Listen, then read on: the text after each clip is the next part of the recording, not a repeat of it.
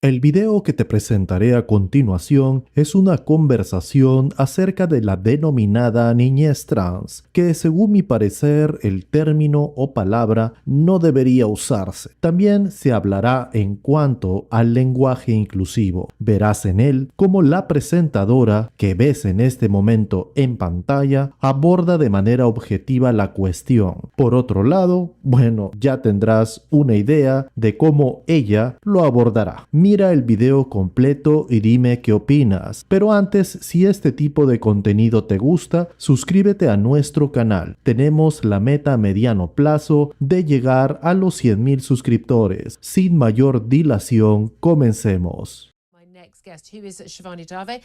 She is a journalist and a presenter at Virgin Radio, just down the corridor. Good afternoon to you, Shivani.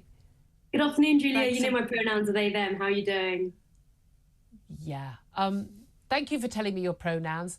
I use correct grammar, so the only thing I would need to refer you to is to your face would be you. But I'm not being rude. You can choose your pronouns. You can choose what you want to call yourself, but you don't get to require me to use incorrect grammar and factually incorrect things. You're not a plural. You're a one person, and you're a female person. So I will use she and her. Thank you very much. Do what you like, I guess. Well, there you are. You didn't need to tell me then, did you? Maybe I'm just making sure people know in case they're watching and they want to refer to me respectfully. Is it disrespectful for me to use correct factual grammar? It's not incorrect or unfactual grammar to use singular they them pronouns for an individual. But we're here to talk about the cast review. Yeah, but you chose to bring it up. You chose to use the incorrect pronouns for me. I chose to use the correct pronouns for a single woman who is appearing on my show. I'm not a single woman, though. I'm a very special non-binary trans person, as you just pointed out. I didn't really just want to point stand that out out. in the crowd. I didn't just point that out. I introduced you as a journalist and a Virgin Radio presenter. No, just before I came on, you were talking about how people with all these labels like to be special. And I'm just making sure that everyone knows I'm special.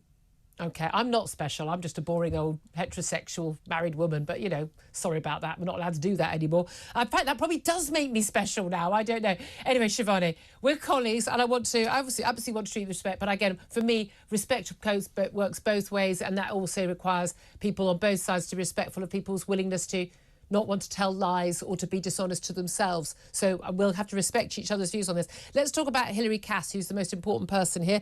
Well, most important person who's actually trying to do something to look after children, in my view. She's a paediatrician. She's the former president of the Royal College of Paediatrics and Child Health. She's carried out a 4-year review into the services provided for children who believe they are trans in NHS England. It doesn't apply to NHS Scotland, sadly, but she's basically said that the evidence for the treatment of children is weak. It's based on shaky foundations. There is no good evidence for long-term outcomes for the puberty blockers and other treatments. She's called for an end to all puberty blocking hormone drugs to be given to under 18s. She wants even a more therapeutic, holistic approach to those aged 17 to 25, which is when brain development is still happening. A full pause in any treatment for 16 and 17-year-old new patients. She says there's also no clear evidence that social transitioning, we know that's happening at schools a lot, where teachers are saying, yes, you can be referred to by your preferred pronouns, you can change your gender at school, and you can change your name, even without parents knowing about it. That's against government guidance, but they still allow it. She says there's no clear evidence that social transitioning has positive impact or negative impact on this. Do you welcome her report, Shivani? I think that the report also highlights some things that could benefit trans healthcare for trans young people massively. I think holistically looking at the healthcare of people aged 17 to 25 is massively beneficial. I think regional services for trans people, it could be beneficial. And I also think the idea that doctors, clinicians will get training and access to more information about how to treat trans young people would massively be beneficial. I think there are some things in the guidance which, if implemented correctly, could really, really help young people who are questioning their gender, wondering about whether or not they've got a trans identity, and even trans themselves. I think that there's definitely stuff in there that, if implemented correctly, and bearing in mind that the people implementing this stuff are going to be medical professionals, doctors, nurses, people like that, and they are trying their best to think about the welfare of their patients. Well, if they've been, their patients hold on a minute, young people who. If medical professionals have been doing that all along, we wouldn't be in the situation we're in now, where we have a report pointing out that most of what has been done over the last 10 or so years is not evidence-based, as does huge damage, and actually is not making lives better, and certainly not the health of young children better who believe that they are trans. Well, if you look at what lots of trans people have been talking about when it comes to the former service, GIDS, gender identity services. That's the Tavistock, yeah. In the UK, a lot of trans people have been saying that those services are inadequate. And, you know, in fact, they were reviewed and they were found to be inadequate. And inadequate as in there were long waiting lists. What does show is that these services need to be brought up to speed with A, the amount of people, the amount of patients they're seeing, and B, with clinicians and staff who have better training and understanding of what it is that these patients need. Okay, I mean, inadequate because there was a long waiting list. Thank God there was a long waiting list. That will have saved many children from being damaged with puberty blockers and possibly facing mutilation of their bodies further down the line after being put on that railroad track towards that. I'd say thank God for that. However, many children have not been saved, in my view. I don't accept there is any such thing as a trans child. There are children who I think are being indoctrinated on YouTube, their parents. I see it again and again. I mean, Carla, who's got in touch, talking about having a pansexual child and a trans child. No, you've just got two children who... Julia, it's great that you have that thought. You can totally have that opinion. Yeah. And it's even more amazing based on fact. You, therefore, are not a doctor or any form of medical professional actually implementing any sort of health. Well, no, you don't have to be a doctor to know that no one is born in the wrong body. This used to be called gender dysphoria, people who believe that they are born in the wrong body. That doesn't mean they are born in the wrong body. It doesn't mean people shouldn't be treated with kindness and respect. And absolutely, one of the things that Hilary Cass is talking about, how we need just holistic therapeutic support. So talking Julia, to people, it kind of sounds like you're saying them. that being trans or having a trans identity doesn't really exist. People can have a trans identity, but no one is born in the wrong body. Your body is your body. Correct, yeah. So, but people can feel more comfortable with their bodies after receiving treatment. Some people do. Actually, the evidence is pretty clear where there has been, and there's been very little follow-up on people who've been treated, that actually many people feel very much more unhappy afterwards because they don't know the full implications of either the puberty blockers or the... I'd really like to see where you get that figure from, though, because I didn't give a figure. People regret getting knee surgeries as opposed to people who... People don't choose to get knee surgery when there's nothing wrong with their knees, do they? That's a silly argument. Gender-affirming care if there's nothing, going on with their gender. Nothing going on with their gender. No, this is a mental health issue. Not to say it's a mental illness, but a mental health issue. In the same way, someone who has an eating disorder, who believes that their body is too fat when actually it's painfully, possibly morbidly too thin, we don't affirm their views and we don't help them get thinner. We try to help them to treat their body more healthily. So I don't know why we should treat this any differently. Let me would your suggestion be people who are trans or people who are seeking gender-affirming healthcare shouldn't get that treatment and should be talking about it in therapy, for example, because that's a form of conversion therapy? Yes, of course, I knew. Yes, that is what, and that's what many people are arguing, and it's a load of abject nonsense. Children, 100% shouldn't have any of this sort of treatment. I stand by that. It's very clear from what Hilary Cass, who knows a lot better than both you and I, say, that she's talking about a much more, less medicalised approach, even to the age of 25. If someone is an adult and wants to mutilate their body and take drugs to change their body, that, I think, should be entirely up to them. But to have a whole medical system and a political ideology that is encouraging them to do that and telling them that all of their problems will be solved if they do that, no, I don't think that should be happening. Julia, I don't think you actually understand what trans healthcare is in this country if you think it's that easy to get any form of healthcare, any form of hormones, any form of puberty blockers, any form of surgery. And also, I think parents have done it. I know parents who've been there with their children have been absolutely horrified by how quick. Loads of reports, loads of whistleblowers at the Tavistock, people actually working there have been horrified and have resigned and spoken out because of how quickly that process can be once people get into those clinics. That's not the case for so many people who are desperately trying to get the healthcare they need to be able to survive. The healthcare they think they want is different. They don't the need healthcare it. that they need, because doctors sign it off. Doctors perform. Well, in that case, this is something that NHS England, the World Health Organization, all of the major health bodies around the world recognise as a real thing. Being trans, people thinking they're born in the wrong body is a real thing. People being born in the wrong body is not. That's not me being hateful or transphobic. It is a simple matter of fact that Julia, people are born in their own body. Transphobic, but what I have said is what I think you're saying is kind of dangerous, because it's eradicating the idea that trans people exist, and it's actually what you're advocating. It's not eradicating the idea that trans. It's just I don't accept your characterization of a trans person. People who believe that they are trans is different from saying trans people exist. Yeah, exactly, and I disagree with what you're saying, and you're disagreeing with what I'm saying. But mine's based on fact. What I think you're saying is an eradication of trans identities and harmful. Okay, I mean, I disagree with you. What about the point that, as Hilary Cass made, and numerous professionals have made, whistleblowers and others, that a huge number of those who are coming forward in their teenage years for believing that they are trans have suffered from some sort of trauma, have suffered from neglect or abuse. A huge percentage, the majority indeed, have autism or other neurodivergent issues.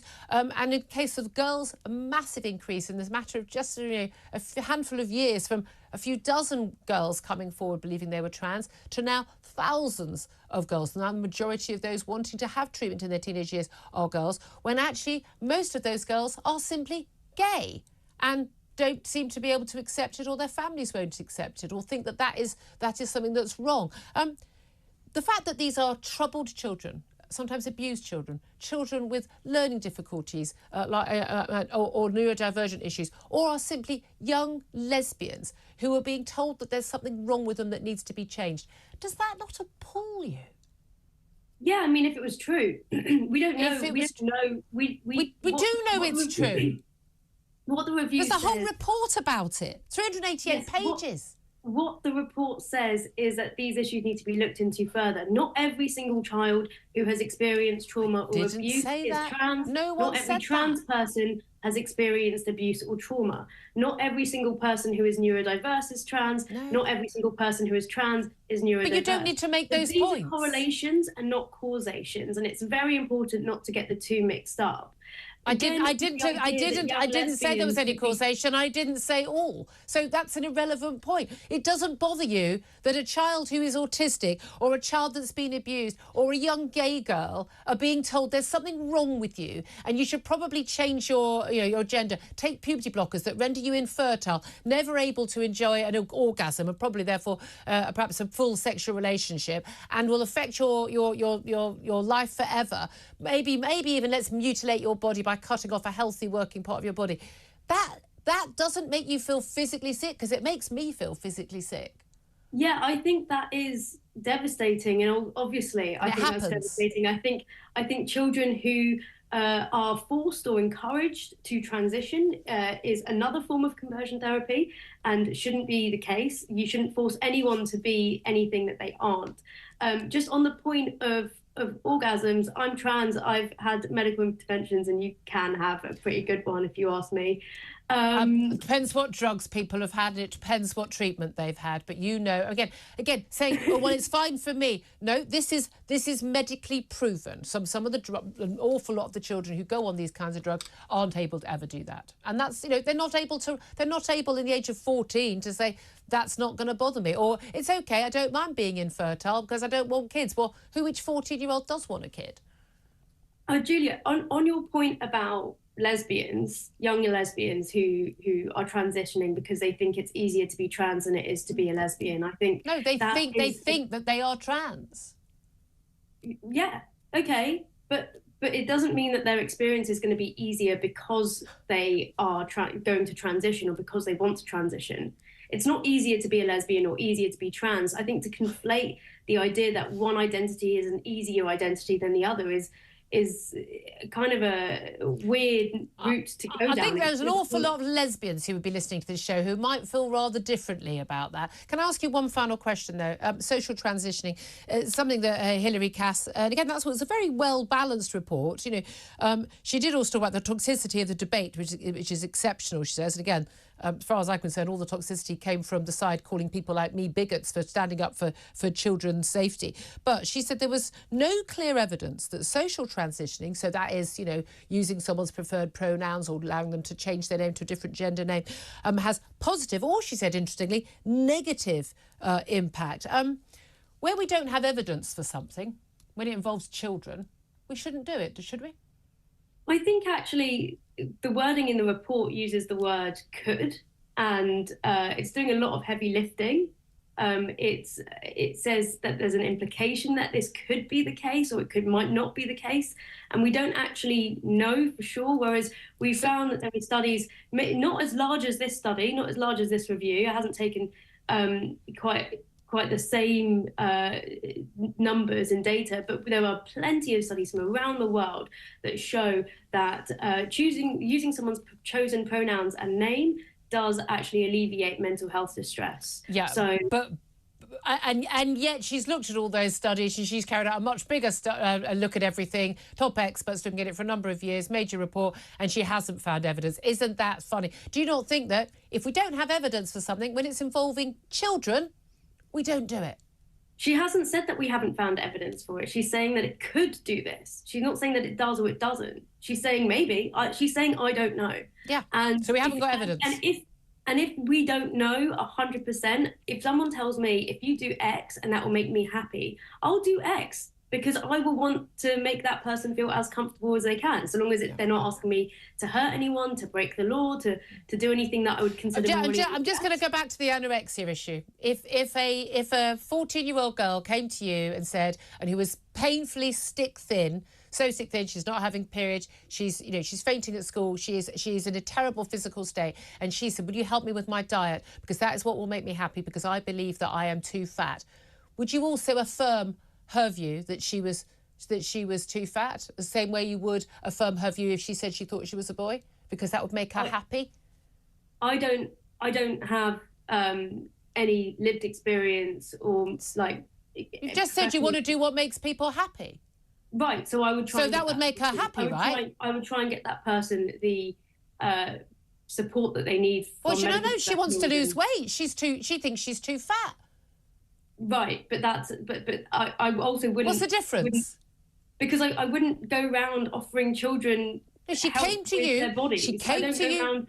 I don't go around saying. No, but that's a get out clause. I'm asking you a philosophical point. You'll make the logical point. You're saying, I want to make people happy, so I'll affirm their views, even if, I mean, I would say their views are completely not fact-based. But you're saying, but I'm a bit more, I'm not going to actually affirm people's views and do what they want to make them happy if they've got another mental health dysphoria. It's gender identity and eating disorders are two completely separate things. B, I don't have any expertise in that area. And C, I don't go around affirming children's bodies. I don't know if you do, but I certainly don't do that. And so won't even engage in that. Yeah, I think that's a get out, if you ask me. Shivani David, really appreciate you joining us.